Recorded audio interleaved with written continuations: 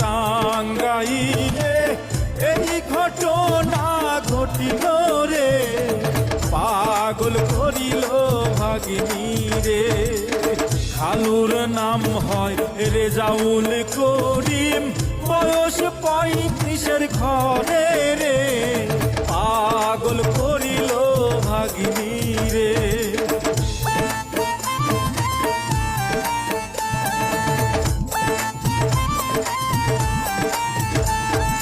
ভাগ্নির নাম হয় জাহেদা খাতুন, দেখিতে সুন্দরী রে, পাগল করিল ভাগিনী রে।